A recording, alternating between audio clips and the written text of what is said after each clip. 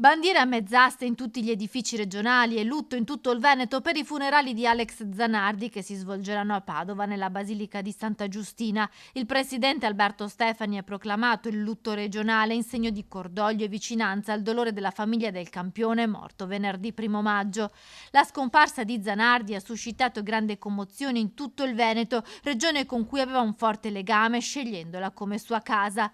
Il Veneto intende manifestare il dolore della comunità intera e testimoniare che l'esempio che Alex lascia sarà sempre un modello e un'ispirazione per generazioni di giovani e di persone a cui la vita riserva difficoltà, ha sottolineato il presidente Stefani, che domani mattina parteciperà alle esequie a Padova insieme a tante altre istituzioni.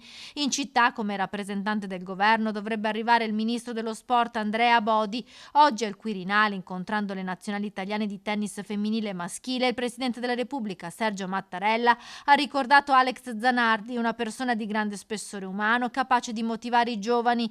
Zanardi non soltanto richiama affetto ed ammirazione, ma anche un futuro di riconoscenza. Queste sono le figure che illuminano il nostro sport e danno il senso dell'importanza dello sport nella società, ha detto Mattarella.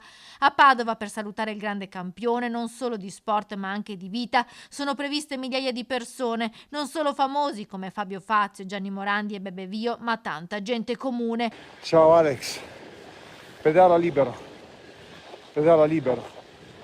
per l'universo. Ad officiare il funerale Don Marco Pozza, il cappellano del carcere di Padova, con cui Zanardi aveva un rapporto di profonda amicizia. Insieme a Don Marco ci sarà anche padre Federico Lauretta della Basilica di Santa Giustina. Previsto anche un maxi schermo. Il feretro intorno alle 10:30 di domani mattina lascerà la struttura dell'OIC della Mandria, dove Zanardi era ricoverato da tempo, protetto dalla famiglia che in questi anni ha sempre custodito la privacy del campione dopo l'incidente in Toscana con l'handbike nel giugno del 2020. L'ultimo viaggio di Alex tra l'abbraccio dei tanti a cui lui ha insegnato il coraggio e la forza di vivere. Much more than this, I did it my